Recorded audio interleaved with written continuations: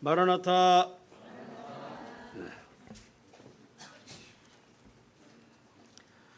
날씨가 너무 무더워서 대낮에는 참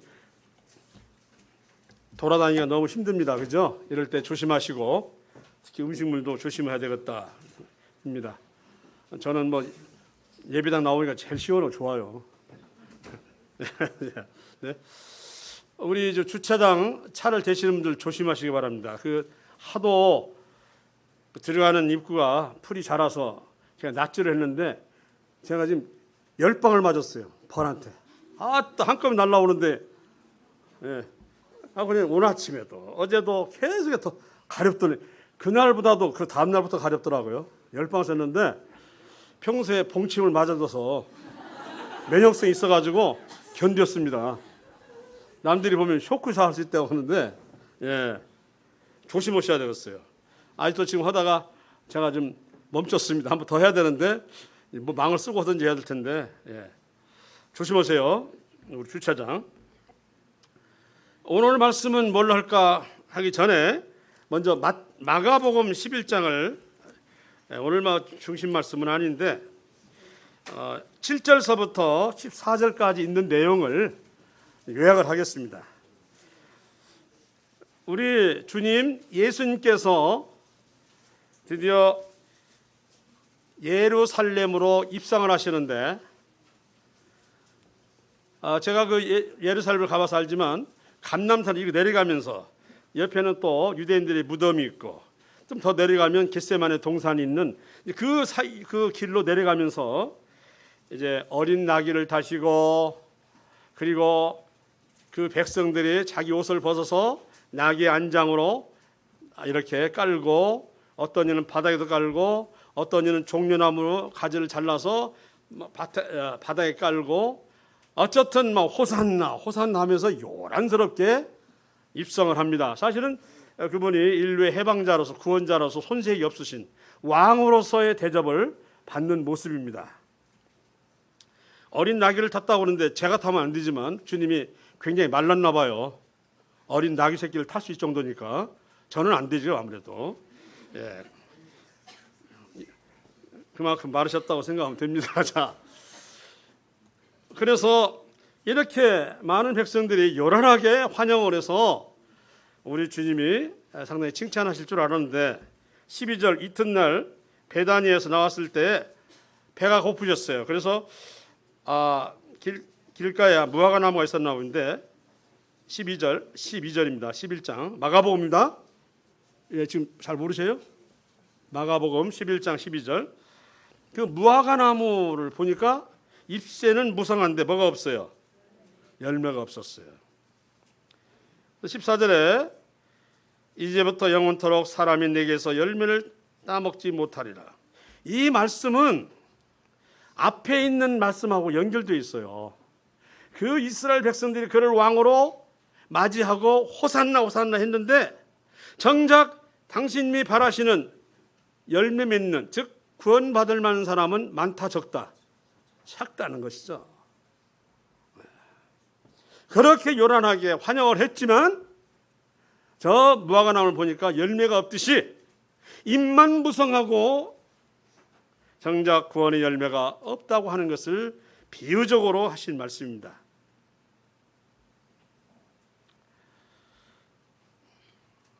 그것이 옛날에만 해당이 됐을까요? 지금은 해당이 안 될까요? 하는 문제에 대해서 이제 고민하게 됩니다. 어쨌든 오늘 이 시간에 그 주제는 아닙니다만 주제는 이것입니다.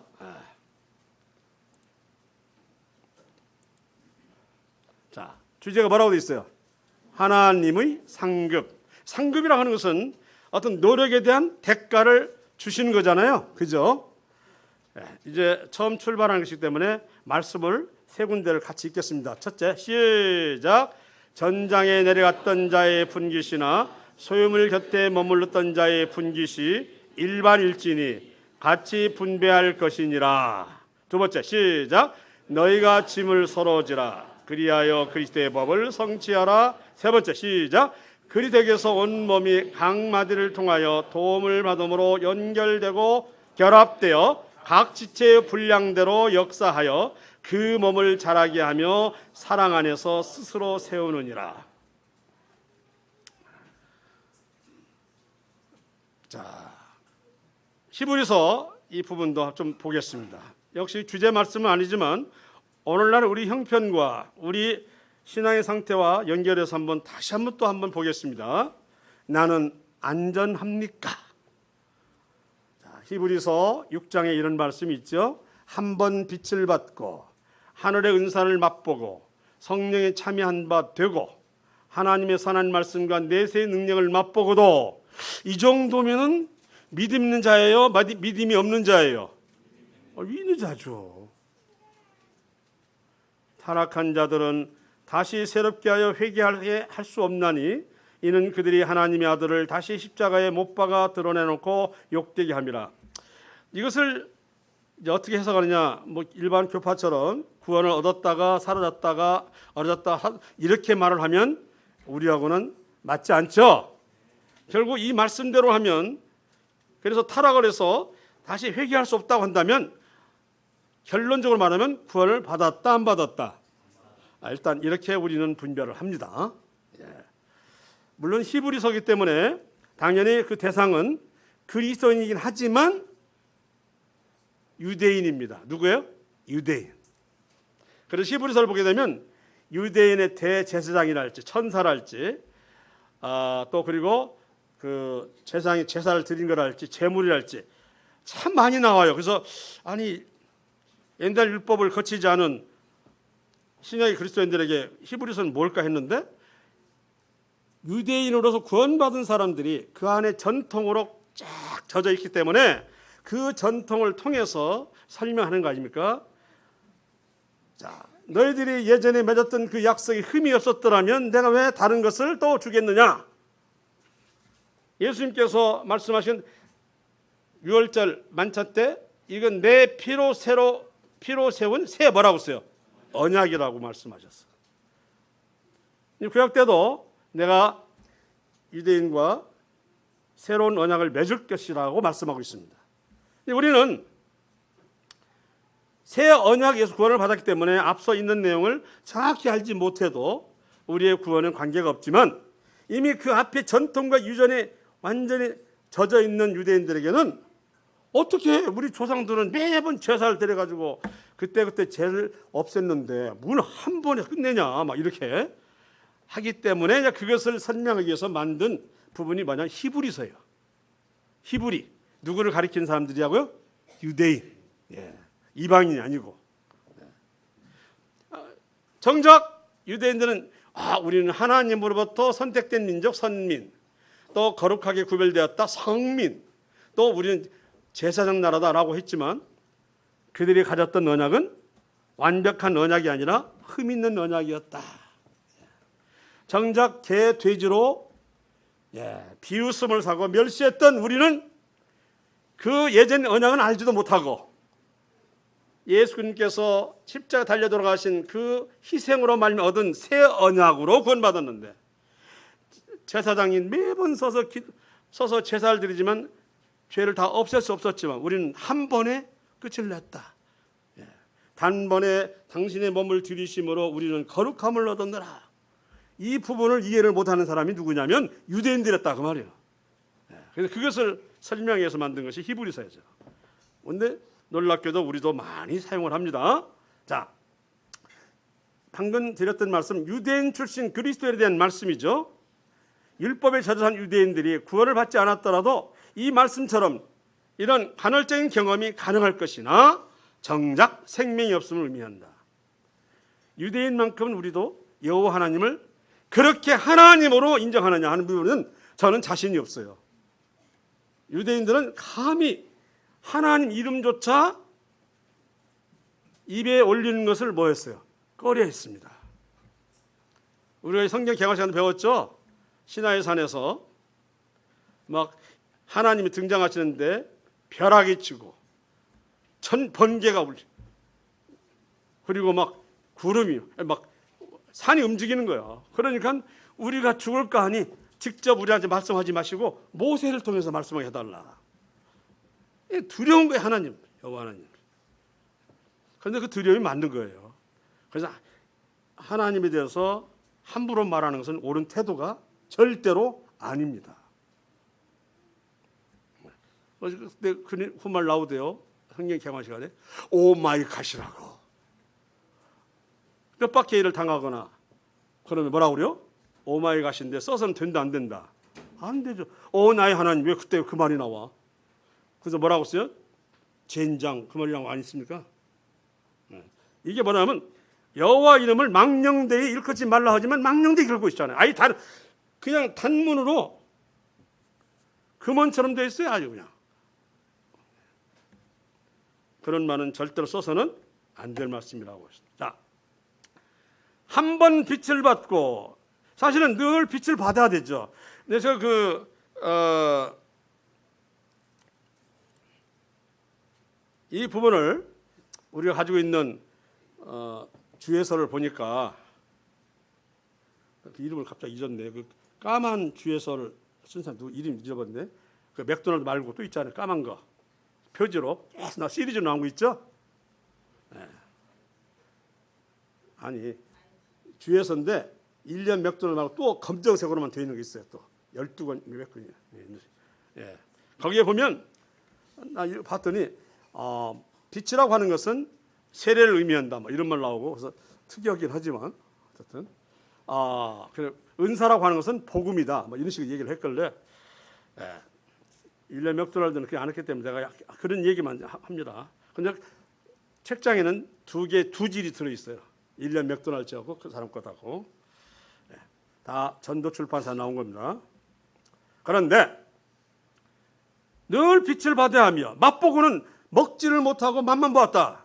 온전하거나 미흡함을 드러내는 것으로 우리가 이와 같은 것을 경험할지라도 구원받지 않은 것은 아는 것이다. 이 얘기입니다. 근데 선한 말씀이나 내세의 능력까지 맛봤어요. 그래도 불구하고 타락할 수 있다고 하는데 타락하면 다시 회개하여 돌이킬 수 없다. 왜? 예수님은 또 한 번 십자가에 달릴 수가 없다고 하는 얘기를 했어요. 이런 정도 맛을 봤으면 그래서 스코필드라고 하는 그 킹 제임스 본에 나와 있는 스코필드 주예서를 보게 되면 12분의 정탐꾼이 가나안에 들어가가지고 정탐했는데 그 실제로 그들은 어마어마한 포도송이를 메고 왔는데 그럼에도 불구하고 그 땅은 들어갈 수 없다라고 원망했던 10명의 정탐꾼, 그 10명의 정탐꾼은 바로 여기에 속한 자다. 그들은 가나안 땅을 봐서 맛을 봤어요. 젖과 꿀이 흐르면서 알았어요. 그런데 못 들어간다고 하는 거예요.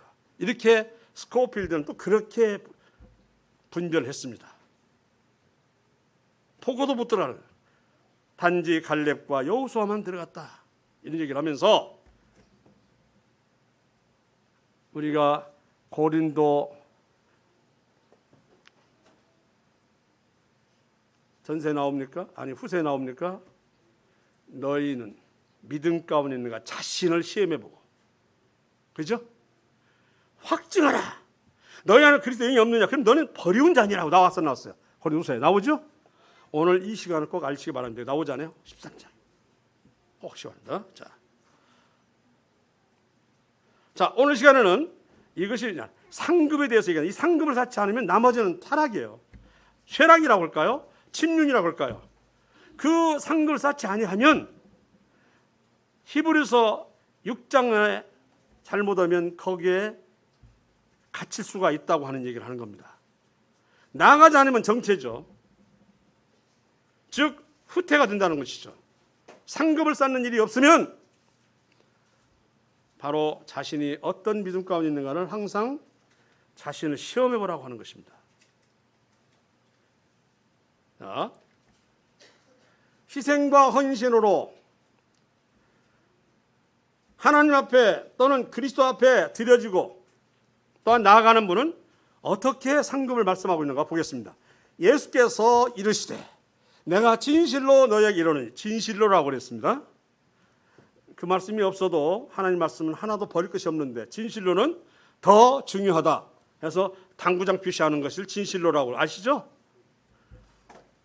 너희에게 이르노니 나와 복음을 위하여 집이나 형제나 자매나 어머니나 아버지나 자식이나 전토를 벌인 자는 현세에서 이미 현세에서 집과 형제와 자매와 어머니와 자식과 전토를 100배나 받는다고 되어 있네요.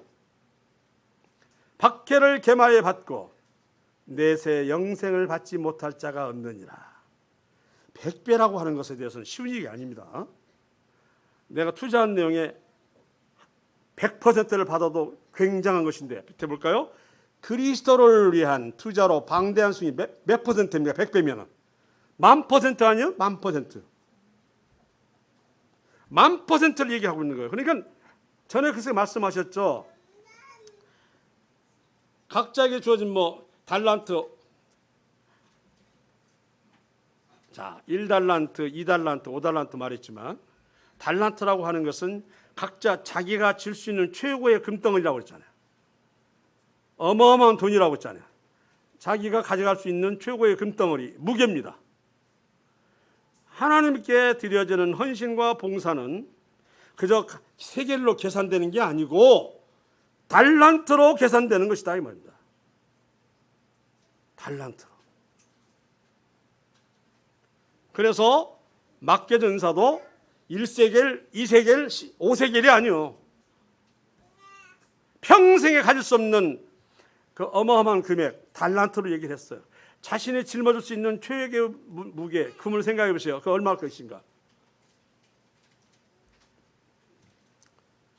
그래서 세상에선 10,000%라고 하는 것은 찾아볼 수가 없는 방대한 상급을 약속하셨고요. 그리스도를 섬기기 위해서 가정의 안락함을 버린 자들은 상급을 이렇게 말씀하셨어요. 그리스도를 섬기기 위해서, 딴짓을 하기 위해서, 자기 욕망을 위해서, 자기 사업을 위해서 잠시 가정을 버리고 이것은 의미가 없고, 전도자로서 여기에서 외교에 나가서 선교를 한다든지 또는 다른 일을 한다든지, 문제는 주를 위해 사는 자에게는 현세에 복을 주겠다. 이렇게를.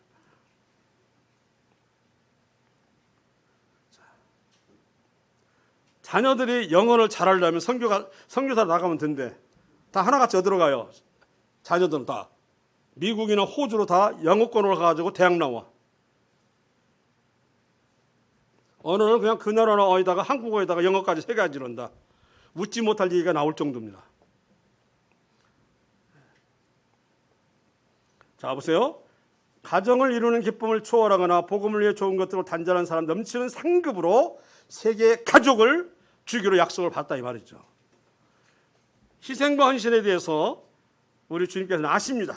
그래서 나와 복음을 위하여 집이나 형제나 자매나 어머니나 아버지나 자식이나, 사도 바울은 결혼을 안 했어. 그런 것도 주님이 갚으신다고 말씀하고 있는 것입니다. 사도 바울은 물론 고린도후서 11장에 보면 온갖 고난을 당했지만, 오늘날 사도 바울에 대해서는 그리스도인들이 온 세계에 전파된 것에 있어서 누가 없으면 안 돼. 사도 바울 얘기가 빠지면 세계사의 기록이 제대로 완성이 안 돼. 바울 사도가 이러한 고난을 통해서 뿌려놓은 그 복음의 씨앗들이 오늘날까지 계속 2000년 동안 수십억 사람들이 믿고 있다고 하는 거 아닙니까? 정작 유대인들은 별로 없는데, 누구의? 사도 바울에서 뿌려진 이방인들이 수십억이에요. 자, 갑자기 카카오톡 뜨는 안 나오고 다행이네.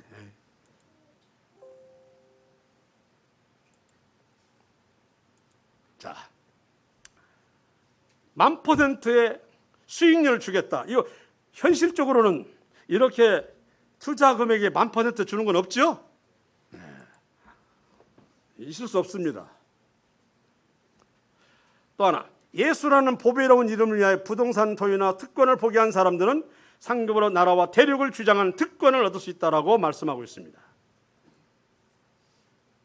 예수님을 위해 핍박받은 것도 투자에 대한 보상 중 하나로 포함시키고 있는데, 예수님 믿기 위해서 많은 고난을 당했습니까? 핍박을 당했습니까?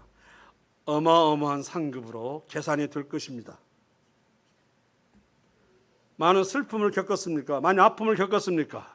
그렇다면 하나님은 상급으로 갚아주십니다. 오직 지금에 있는 내 아픔과 내 고난과 시험만 생각하면 안 됩니다. 왜? 우리의 소망은 아직 이루어지지 않은 것에 대한 바람이기 때문에, 그리고 그 소망은 있을 수 있는 게 아니라 확실히 있다고 보장되는 것이 소망입니다. 그죠? 우리는 하나님 나라에서 영광을 함께 나눌 수 있도록 돼 있다고 그랬어요. 그래서 그 소망을 가지고 살기 때문에 내 비록 그 일을 하다가 몸이 아프거나 때로는 핍박을 당하거나 아픔을 겪거나 시험을 당한다 할지라도 그 소망을 가지고서 현재 일호를 삼으면 이것은 바로 상급으로 보상해 주겠다. 이것이 우리 주님의 말씀이에요. 지금은 그것을 말로는 소망을 잊어버리고 이것만 봐요. 그러니까 넘어지는 거지. 이것만 보니까. 지금 내가 아프고 내가 시험중에 있는 것은 바로 상급이 계산되는 삶이라고 하는 것을 기억해 주시기 바라겠습니다. 아시겠죠? 상급이라고 하는 거예요. 우리가 어려울 주님 때문에, 믿는 것 때문에, 신앙 때문에 어려움 겪으면 우리 주님께서는 계속 계산하고 있어요. 계속 주판으로 올라가 보시면 알겠습니다. 얼마나 받을 것인지. 정말 그 소망을 보시고 지금 내 아픔이나 내 슬픔이나 내 고통이나 내 시험을 견디시기 바랍니다. 아멘. 아멘입니다. 그걸 잊고는 지금 조금만 내 몸이 불편해도 조금만 힘들어도 원망하지 마십시오. 상급이 깎일까 두렵습니다. 이 말씀이 나와 있기 때문에, 자, 그 밑에 히브리 11장에 있는 말씀, 이런 말 있죠. 그리스도를 위하여 받는 수모를 애굽의 모든 보화보다 더 큰 재물로 여겼으니 이는 상 주심을 바라봄이라. 모세가 애굽에서 육체적으로 산다면 어려울 것이 하나도 없잖아요. 한때 여왕으로 군림했던 하셉스투, 바로의 왕 딸, 그가 거두어서 모세를 아들처럼 키웠다는 거 아닙니까?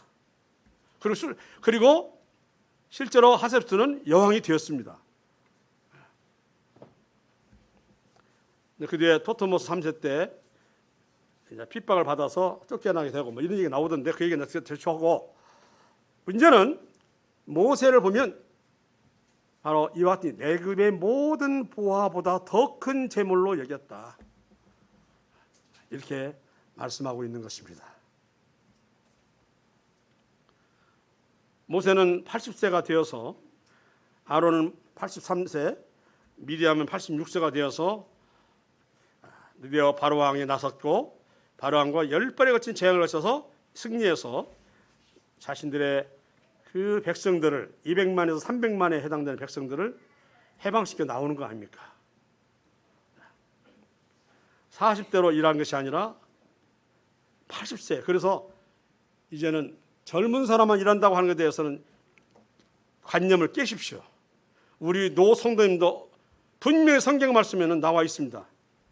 80세부터 일을 했어요. 120세까지. 여호수아가 가나안 땅에 들어가 전쟁할 때 나이가 82세인가 3세대예요. 이 나이에 싸움을 했어요. 이 나이에. 그래서 육신적으로는 우리가 사실은 편히 쉬할 나이지만 그리스도를 위해서라면 쉬어서는 돼야 안 돼요. 안 됩니다. 기도를 하신다든지 필요한 부분에 있어서 기도하고 때로는 필요한 부분을 지원한다든지 돕는다든지, 우리는 나이 탓하지 마세요. 여기는 분명히 나와 있지 않습니다. 그래서 그리스도를 향해서 우리가 일할 수 있는 것은 어느 누구도 핑계댈 수 있다 없다? 없습니다. 어린아이서부터 죽음을 맞이할 때까지는 언제든지 하실 수 있다. 저는 저를 위해서 기도해 준다는 하는 모친이 제일 좋아요. 저는 그 기도가, 어떤 모친님 난 이름 몰라, 좋아요. 그러나 얼굴은 떠올라, 기도한다는 거예요. 그 기도의 상급은 올라가 보면 알 것입니다.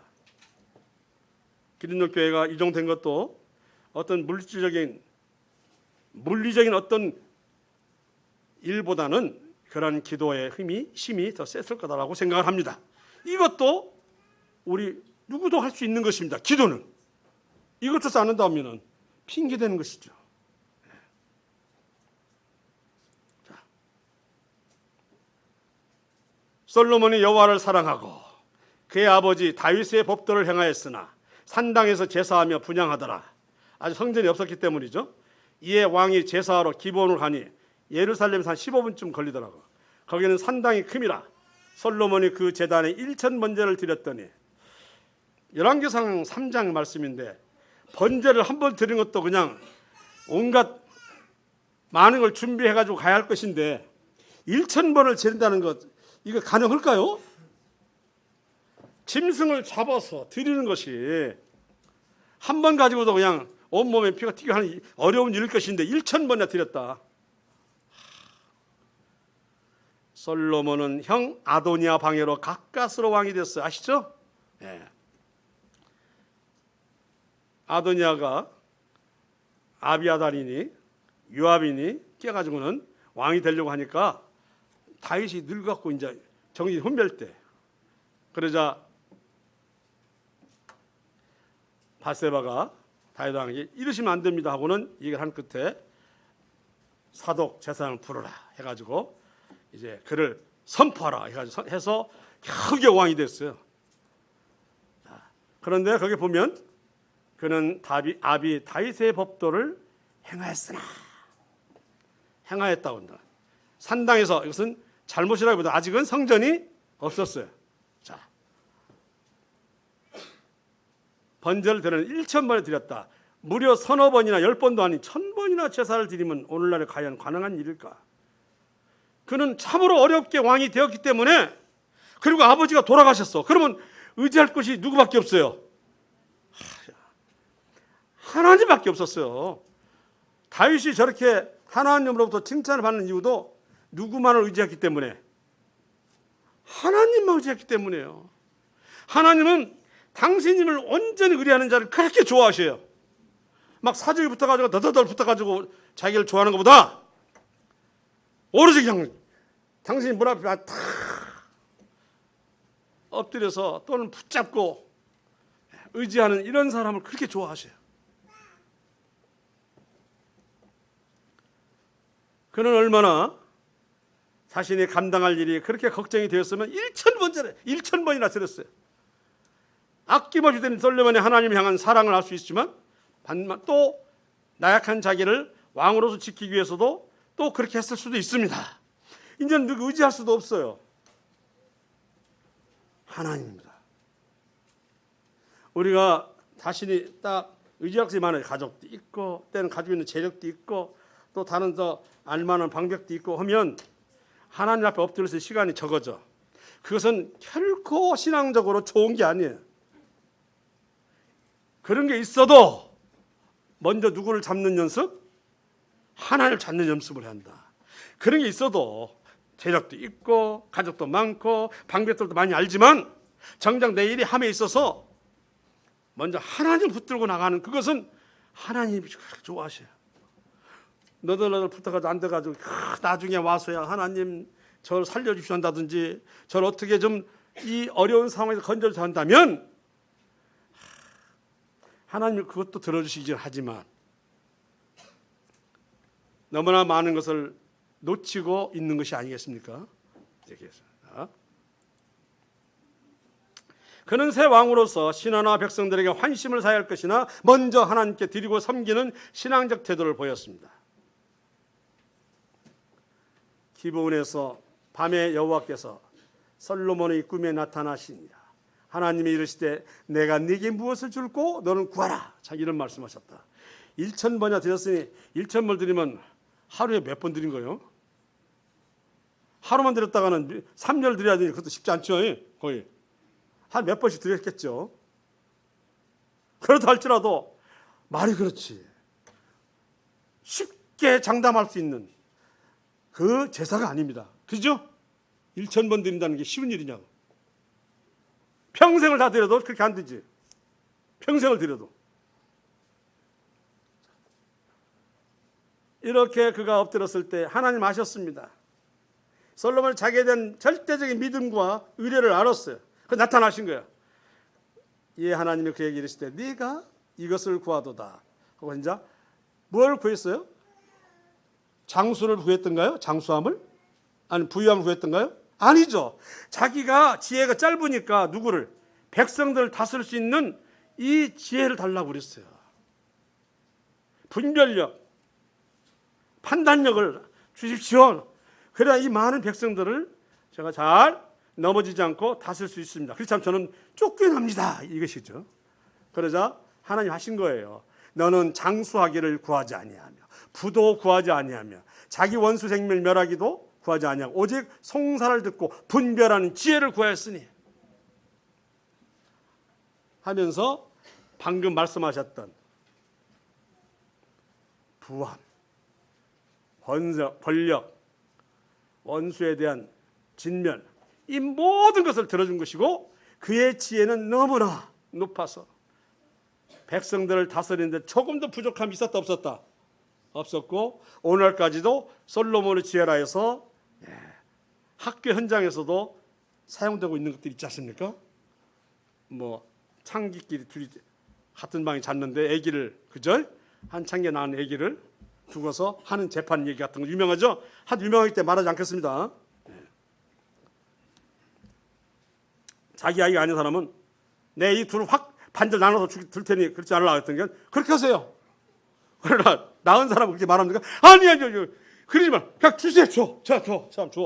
이렇게 말하는 것 솔로몬은 알았죠. 그것도 하나님 주신 지혜예요. 아직 그때까지는 그것도 잘 안 나왔어 지금. 그것도 통하게 할 수 있는 방법이 있고 통하지 않을 수도 있어요. 그다음에 하나님 하시기 때문에 통한 거죠. 자 보세요. 그래서 재물에 대한 소유와 탁월한 지혜를 주셨다는 거 아닙니까? 솔로몬이 사용한 그릇이 금이 아닌 것이 없었고 금방패도 400개나 있어. 400개. 그의 지혜가 얼마나 알려졌는지 저 오늘날 오만 예멘 땅에 있다고 하는 스바 여왕까지 와서 그의 지혜를 들었고 하나님을 찬양했습니다. 그런 지혜를 주신 하나님을 찬양할지어다. 자, 스바 여왕도 대단한 사람이에요. 자, 이렇게 헌신했을 때 하나님께서는 솔로몬을 그토록 부귀 영화를 누리는 자라고 세웠습니다. 솔로몬보다 더 부유한 사람은 이 세상에 없다고 하는 것입니다. 자, 이번엔 순종에 대한 상급에 대해서 얘기하겠습니다. 아시는 얘기지만 아는 걸로 끝나지 않아요. 항상 보면 또 세제비더라고요. 그리고 세제비가 되고 늘 새로운 마음으로 배워야 돼요. 전에 들었으니까. 그럼 전에 배운 대로 신앙이 같이 움직입니까? 아니다니까요. 그러면 안 되지. 전에 배운 대로 계속 유지되고 있으면 얼마나 좋아요. 말만 전에 배운 대로만 해. 신앙은 이미 딱 깔아앉았는데 우리는 하나님 말씀은 100번을 들어도 1000번을 들어도 지루해서는 돼야 안 돼요. 안 됩니다. 여호와께서 이삭에게 나타나 이르시되 애굽으로 내려가지 말고 내가 네게 지시하는 땅에 거주하라. 지금 흉년이 들어가지고 베엘세바에 있다가 흉년이 들어서 어디로 내려가고 있는 중이었습니까? 애굽까지 가려고 했어요. 애굽까지. 그러나 지금 블레셋 땅을 지나가는데 하나님이 지시하시는 거예요. 이 땅에 거류하면 내가 너와 함께 있어 네게 복을 주고 내가 이 모든 땅을 너와 내 자손에게 주리라 이렇게 말씀하셨어요. 이삭은 뛰어난 믿음의 조상도 아니에요. 평범한 사람이었어요. 아브라함 믿음의 조상이지만 야곱은 12지파를 낳은 또 하나의 또 다른 특별한 의미를 가졌지만 이삭은 참 애매한 중간에 평범한 사람이에요. 어찌 보면 우리 같은 사람일 수 있습니다. 그죠? 예. 야곱처럼 고생한 사람도 있겠지만 대부분 다 야곱처럼 고생한 건 아니잖아요. 그죠? 내 아버지 아브라함에게 맹세한 것을 이루어 내 자손을 하늘의 별과 같이 번성하게 하며 난 이 말씀이 좋아. 이삭의 자녀들에게 자손들에게 뭘 하냐면 하늘의 별과 같이. 하늘의 별은 그 많은 사람을 십자가 보혈로 구원을 시켜가지고 많은 사람을 당신님의 자녀로 삼겠다는 거 아니에요. 또 이 모든 땅을 내 자손에게 주리니 오늘날 어마어마하게 이삭의 자손들이 퍼져 있다. 뭐 어떤 사람은 6분의 1이다. 전 세계에. 이런 말까지 나올 정도로 퍼져 있습니다. 구원받은 자와 또 그냥 인간으로서 이 지상에 많이 퍼져 있다고 하는 것을 말씀하고 있습니다. 주님이 이삭이 그 땅에서 농사하여 그의 100배를 얻고 현세의 100배를 얻는 말을 앞서 말했잖아요. 현세 얻었어요. 그건 어떻게 얻었는가는 이해를 할 수 없지만 100배를 얻는다, 1000%를 얻는다고 하는 것은 오늘날 현실적으로 잘 볼 수 있는 게 아니고 성경에서 나오는 얘기가 100배나 얻는다. 1000%. 이 말이 그렇지 잘 쓰는 단어가 아니죠. 1000%는. 자, 여호와께서 복을 주심으로 그 사람이 창대하고 왕성하여 마침내 거부가 돼요. 예, 현재 이삭이 가지고 있는 그 재산의 100배인지 아니면 그때 농사진 것에서 100배를 얻은 것인지는 모르겠어요. 그렇다 할지라도 당신님의 아버지인 아브라함보다는 재산이 많을 것이다, 적을 것이다. 엄청 많을 것이다라고 하죠. 그 아브라함도 집에서 길리운 사병처럼 길리운 사람만 318명이에요. 뭐 그런데 어쨌든 이삭이 가진 땅에서 100배를 얻었다고 하는 그것을 보면서 다른 게 아니에요. 순종했다는 거 아니에요. 이삭은. 그게 중요해요. 다른 것 자기 생각과 자기 판단하지 않고 순종했다. 자, 하나님 말씀에 순종하기로 하고 자기 생각과 판단을 내려놓았습니다. 그걸 뛰어넘을 수 있는 지혜가 없고 또 그건 그렇게 담대함도 없어요. 평범한 사람이야. 평범하게 좋아. 그죠? 부엘세바 흉년이 들어 애굽으로 피난하려던 중에 애굽으로 가지 말라는 하나님 말씀에 순종하여 블레셋 땅 그 아래 머물러 살게 되었다고 하는 것입니다. 그 말씀만 들었을 때 이게 놀라운 복을 주셨다는 거예요. 하나님은 그 특별하게 일을 하기를 원해서는 경우도 있겠지만 그 일도 아니에요. 그냥 가지 말라 했더니 예, 안 갈게요 하고 주저앉았어요. 근데 그 땅이 블레셋 땅이라고요. 사실은 오늘날 동티모르 베브룩이라고 하는 그 예배당이 속해 있는 그 마을이 뭐였어요? 딜리라고 하는 수도에서 가장 뭐라고 그랬어요? 가장 악한 동네라고 하는 것이 아닙니까? 악한 동네. 그 분명히 입구로 들어가는 그 길이 이건 국가 땅인데 불구하고는 차 못 들게 하려고 자기 집 이만큼도 필요 없는데 이렇게 블록들 앞에 튀어나오게 쌌어요. 그거 사용도 못해. 그리고 지금도 돌을 던져 집에 땡땡으로 똑 떨어져.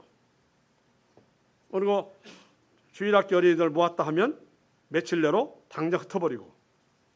이것이 지금도 하고 있는 그 지역이 배번호 지역인데요. 바로 그 땅이거든요. 그랄 땅이. 거기에 머물렀으니 사실 이삭도 마음적으로는 두려웠겠지. 아니나 않을까. 아름다운 자기 아내를 뺏어갔잖아요. 아비멜렉이. 그죠? 예. 그래서 자기도 죽을까 봐 서로 짰어요. 아내여 그대는 아비멜을 부를 때 아내라고 하지 말고 누이라고 말하라고 까지 했던 어쩌면 그렇게 부전자전 있잖아요. 아브라함 때 했던 일이 그대로. 제가 보면서 놀란 게 많아요. 선필이 키울 때도 놀랬고 손주를 보면서 놀래 지금 내가. 땀을 이렇게 많이 흘리는데 왜 야도 땀을 이렇게 많이 흘리고 더위를 못 참는가 모르겠어요. 이건 닮아서는 안 되는데. 제가 어릴 때 교회 중염을 참 많이 앓았어요. 나는 계속 앓고 있는 거예요, 중염을. 이것도 닮나? 제가 미안해가지고 기도 중입니다. 닮을 거 닮아야 안 돼, 그렇죠? 예. 자, 그리고 그는 그 넘치는 가축들을 먹기 위해서는 우물을 파서야 돼. 그 땅은 우물 파서 나오는 땅이 아니에요. 그런데 그냥 파는 데마다 우물이 나와. 물이 쏟아나와. 이것도 누가 해주신 거예요? 하나님이시죠. 순종의 대가를 받는 거예요. 나중에 아비멜렉이 뭐라고 했습니까? 그 수아들이 와서 자꾸 물이 나오는 우물마다 뺏었다가 나중에는 멀리 딱 이삭이 가버리니까 쫓아왔어요. 미안해요. 하나님이 당신이 함께 있는 모습을 보고 내가 미안해요. 제발 우리를 해치지 말아줘. 거꾸로 됐어요. 왕이. 워낙에 이삭이 100배나 거뒀으니 커졌어 안 커졌어요? 커졌잖아요. 이게 우리가 이렇게 저렇게 내 밑에 사람들이 괴롭혔는데, 그리고 우물도 팔 때마다 뺏었는데 미안해요. 미안하면서 자, 우리 화친을 맺어주세요. 그랬어요. 그것도 누가 하신 거예요? 하나님이. 그냥 그랄로 멈췄을 때 그 순종했을 뿐인데도 불구하고 넘치는 복을 주신 건데, 아비멜렉이 쫓아와서 그냥 우리를 해치지 말라고 화친을 맺자고 하지 않습니까? 할 때마다 뺏어가더니만. 순종이요, 하나님. 이게 바로 상급이라고요. 상급. 힘으로는 안 되는데 그저 순종했을 뿐이야. 그 어려운 블레셋 땅에 딱 그날 머물러 있었어. 아이고, 배번호 그 마을에다 예배당 세웠어. 아이고 힘들어. 하지만 그 힘들 속에서 지금 복음 전도자들 갖다가 보니까 10몇 명 세웠잖아요. 이제 뭐 서울대학교 8명 가고 경기고등학교 3명 갔다고 아니요. 우리나라 말하면 다 인재들 아닙니까? 걔들이 그냥 뭐 드세요? 빨리 오세요. 내가 이렇게 영혼들을 지금 불러가지고 다 복음을 전해가지고 침님은 남았는데요 라고 한 이런 얘기를 몇 번씩 오잖아요. 한국에 나왔을 때마다. 네. 그 악한 동네에서 그 예배당에 섰는데 하나님이 그렇게 복을 주시더라는 거죠. 그 복을 지금 생각해 보니까 이삭이 받았던 복이 그거였구나. 네. 그랄 지방에 머물러 있으면서 그것도 하나님이 가지 말라고 했으니까 막 머물렀는데 그런 복을 주셨거나. 처음에는 고난을 당했죠. 아비멜렉이 아내를 뺏어가고, 그리고 자기는 가축을 키워야 되는데 우물이 있어 우물을 팔 때마다 뺏어가지. 사실은 서럽잖아요, 그죠? 그러나 그 뒤에 주님이 갚으신 것은 놀라운 것이었습니다. 그것만 바라보면 바로 주님에 대한 원망이 나옵니다. 지금 나만 바라보면 원망이 나와. 장차 있는 소망을 잊어버리고 지금 당장 시험 중이고 고통 가운데 있고 슬프고 이것만 바라보니까 곧 무너질 것 같고. 지금 그런데 영의 눈을 보면 그리스도께서는 지금 그 사람의 그것 따라 뭘 올리고 있을지 뭘 상급을 자꾸 조정하고 있어요. 상급을 조정하고 있는데 그거 안 보이니까 내 아픈 것만 보고 슬픈 것만 보고 고통만 보고 원망도 하고 혼자 넘어졌다가 일어났다가 이럴 수가 있다고 하는 것이죠. 주님은 그 고난 당까지도 상급화하신다 하는 것을 말씀하고 있는 것인데요. 자, 또 순종으로 인해서 상급을 받는 인물 유명하죠. 예수님께서 그 중에 하나인 시몬의 배에 오르셨어요. 시몬이 누구요? 베드로. 예수님께서 시몬에게 배를 육지로부터 조금 떼어놓으라고 하시고 배에 앉으셔서 사람들 가르치셨습니다. 말씀을 다 마치시고 예수님께서 시몬에게 말씀하셨습니다. 깊은 데로 가서 그물을 내려 고기를 잡아라. 시몬이 대답하였습니다. 선생님, 우리가 밤새도록 수고하였지만 아무것도 잡지 못했습니다. 그러나 선생님 말씀대로 그물을 내리겠습니다. 누가복음 5장에 나와 있는 말씀인데요. 한번 밑에 읽어가면서 보겠습니다. 베드로는 갈릴리 호수에서 고기 잡이로 잔뼈가 굵은 어부고 베테랑입니다. 선주이고 자기는 같이 일할 사람들을 일꾼들을 데리고 다닙니다. 그러면 갈릴리 호수에서 고기를 어떻게 잡는 것이며 고기가 어디 모여 있는 것을 잘 알까요? 모를까요? 잘 알죠. 그때까지 어부로 삼았는데 또 베드로는 가서 봤더니 부유한 사람이었다. 예수님이 낮에 호수 깊은 데로 가서 그물을 던지라 하면 어부로서는 상식이 어긋난 짓이었습니다. 왜? 낮에는 가장자리로 나오고 있다가 밤에는 깊은 데로 갔는데 거꾸로. 이 사람이 지금 고기 잡아본 적은 있긴 있어. 또는 갈릴리 호수라가 뭐 어떤 것인가 알긴 해. 자, 또한 밤새몰에서 지쳐 있어가지고 사실은 따르기 어려웠습니다. 힘도 없어 빠졌겠죠. 고기라도 많이 잡았으면 그나마 괜찮은데 아무것도 못 잡았어요. 그러면 힘이 더 팽긴다는 거 잘 아시죠? 그래 안 그래요? 피곤한데 더 피곤한 것은 그나마 고기도 못 잡을 때. 다 아실 거예요. 하나 자신의 배째는 설교하신 주님 말씀을 들은 터라 속는셈 치고 금을 내렸어요. 그러나 베드로는 분명히 믿음지 않은 마음으로 마지못해 그물을 던졌을 것입니다. 왜? 내가 밤새도록 고기를 잡으려고 그물을 내렸으나 못 잡았잖아요. 이렇게까지 했으니까 불만 있어 없어요? 있어요. 거기다 또 깊은 데로 던지라고 하니까 말이 안 되거든요. 그런데 어떻게 보면 짜증날 수도 있었다. 베드로는 주변에 다른 동료가 있었을 것이나 자존심을 굽혔을 것이고 또는 상한 마음으로 행동했을 것이다. 어쨌든 그대로 하니 순종이잖아요. 고기를 그물이 찢어질 정도로 많이 잡게 되었습니다. 2배 가득 찼다고 그랬습니다. 하나 주님 말씀에 순종하여 그물을 던졌을 때 수많은 고기를 잡았고 베드로의 생각이나 상식에도 맞지 않은 놀라운 수확이었고 베드로는 이분이 누군가 능력을 보며 그분을 평생 섬기는 자가 되었고 이제는 사람을 낚는 사도요 전도자 그리고 그리스도인의 지도자가 되었다고 하는 것입니다. 그냥 업으로 지났으면 베드로라는 이름을 누가 알겠습니까? 아무도 모르지. 그런데 그는 주님의 말씀에 따르고 그물을 놓고 배를 놓고 주님을 따름으로 오늘날에도 베드로 베드로라고 하고 12제자 중에 가장 으뜸 제자라고 합니다. 그렇죠? 그때 너무 힘들었거든요. 아무것도 못 잡았는데 막 아이 왜 내 배 이용해? 나 지금 빨리 배를 여기다 대고 집에 가서 지금 쉬고 싶은데 주님이 뭐라고 하노니? 네 배를 쓰자. 여기 사람들이 많으니까 네 배를 좀 이 땅에서 떨어뜨려라. 그래 내가 배에서 이렇게 사람들 보고 말씀을 전하겠다 이거죠. 이렇게 야외당처럼 이렇게 경사졌거든요. 경사졌으니까. 근데 베드로는 밤새도록 고기를 잡았잖아요. 한 마리도 못 잡았어요. 짜증이 날 대로 났죠. 피곤은 피곤하죠. 그런데 거역할 수 없는 주님 말씀에 쓰시죠. 설마 뭐 금방 쓰다 말겠지 했는데 이제 말씀 전하시고 나서 보니까 들으면서 좀 달라지더라고요. 봐요. 그래가지고 그래요. 당신의 말씀에 의지해 한번 던져볼게요 했는데 딱 던졌어요. 이 순종은 상식을 벗어나고 맞습니까? 현세의 어떤 법칙을 벗어나서 주는 것이 바로 상급입니다. 아멘? 상급입니다. 상식대로 되는 게 상급이 아닙니다.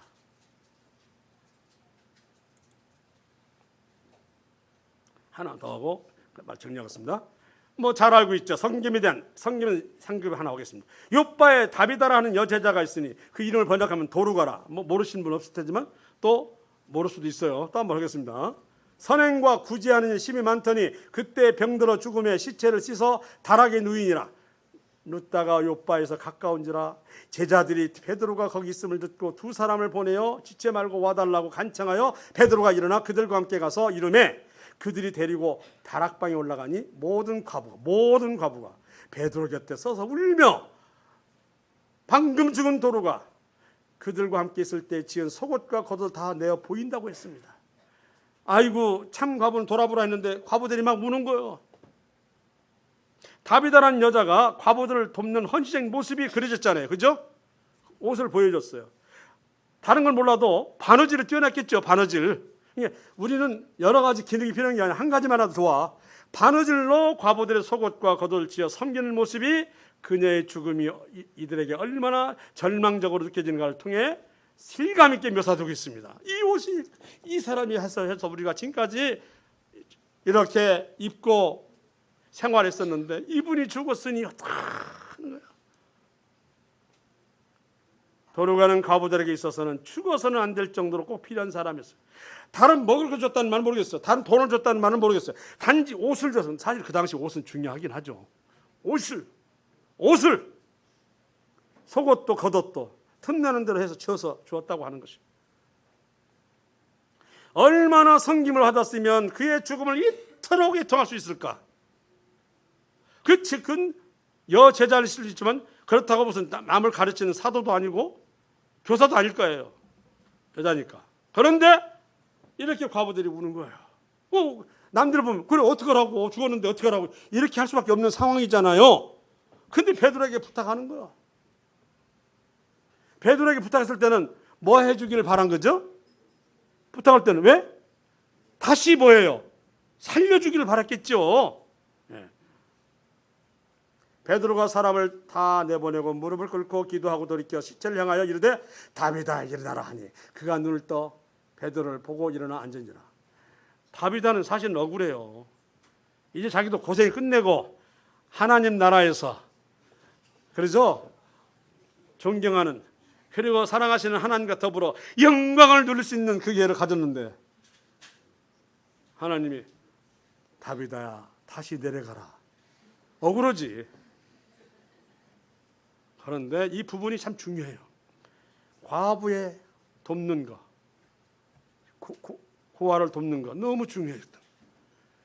당신 나라에서 사랑스러운 자와 함께 살고 싶었지만 당신님이 말씀이 참 과부를 도우라고 하는 말씀 있잖아요.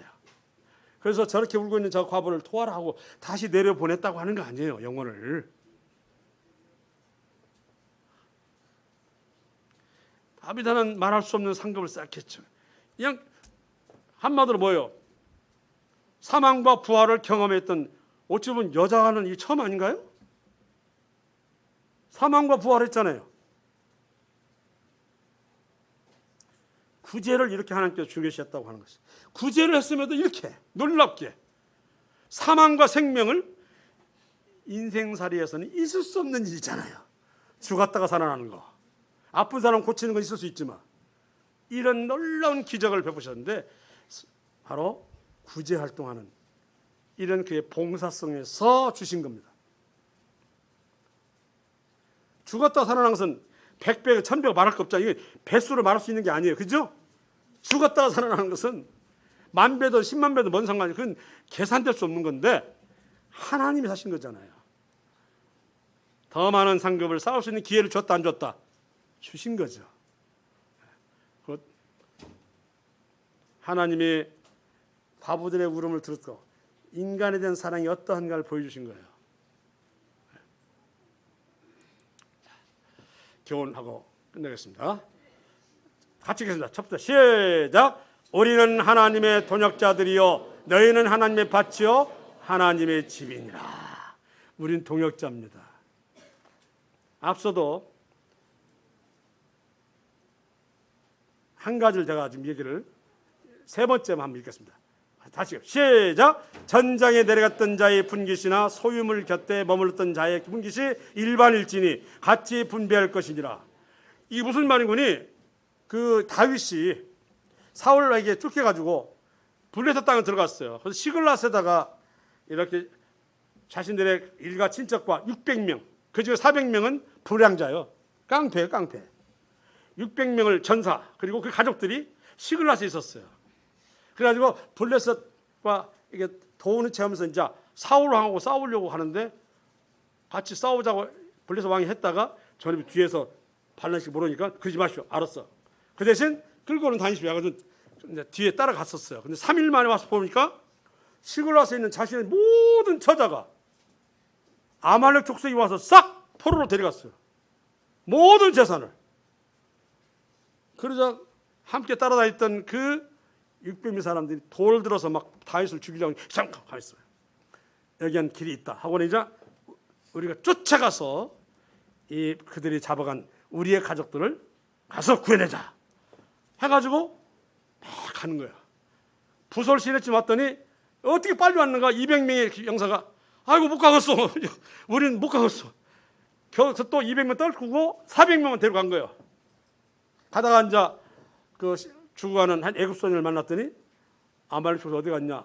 먹을 거 주면서 달렸더니 저들에게 안 넘겨주면 제가 어디로 갔는가 알려줄게요 하고는 그 소년을 따라 가가지고 그들이 그냥 빼앗아온 그 재물 가지고 먹고 마시고 춤을 출 때 결석버려서 새벽에 다음 날까지 살아남은 자는 낙타타고 있었던 400명 소년 빼고는 다 죽었어요.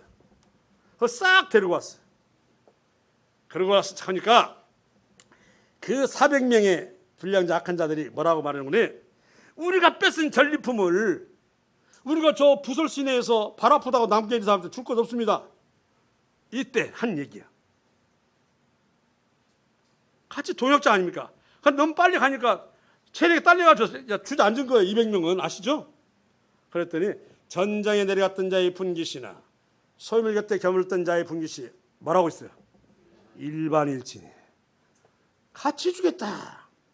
누가 어떤 일을 하는 데 있어서 그가 기도해 주세요 하면 기도해 주면 분깃이 갖다 주겠다는 거예요.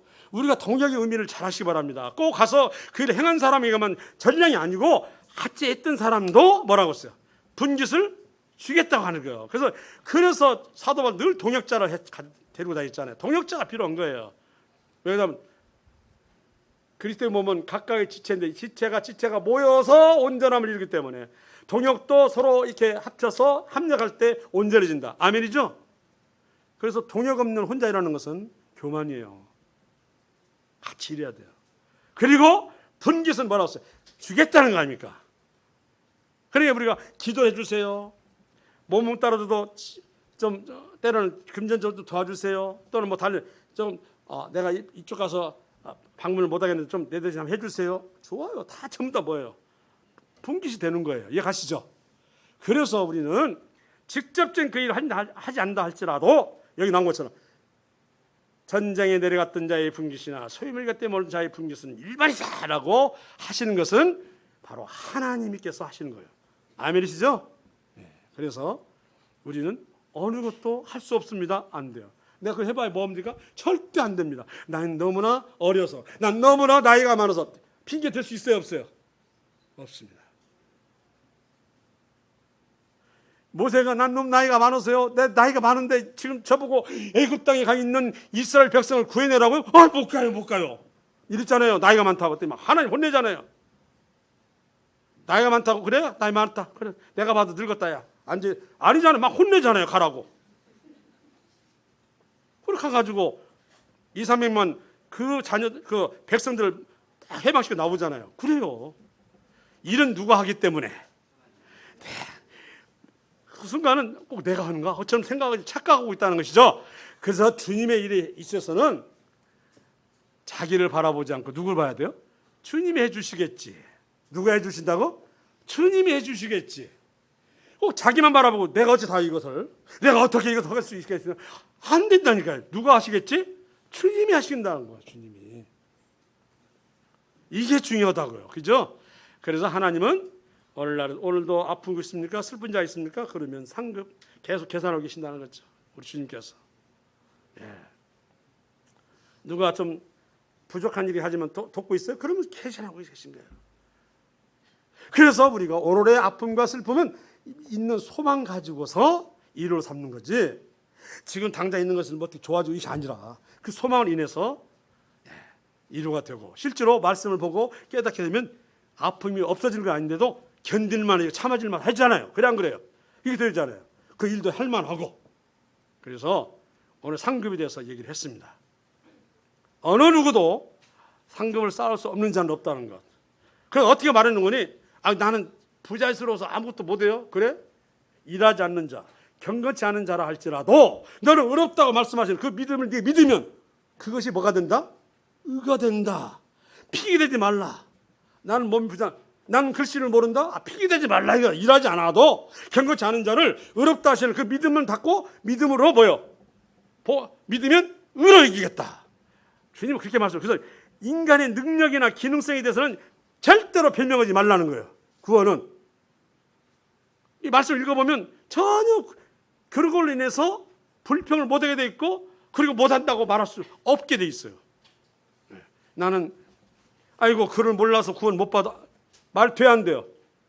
일하지 않는 자라도 경건치 않은 자를 어렵다 하시는 것은 믿음을 그 믿음을 보시고 어렵다 하신다고 하는 걸 그 하나님 말씀을 무시하는 거잖아요. 그래서 하신 거예요. 그래서 어느 누구도 핑계댈 수가 없다는 것. 혹시 주님을 위해서 내 것 조금 손해 갑니까? 좀 내 것 좀 피해가 갑니까? 그건 바로 그리스도의 당신님의 우리나라 말하면 치부책에 올라가 있습니다. 아멘이시죠? 기도하시겠습니다. 은혜와 사랑이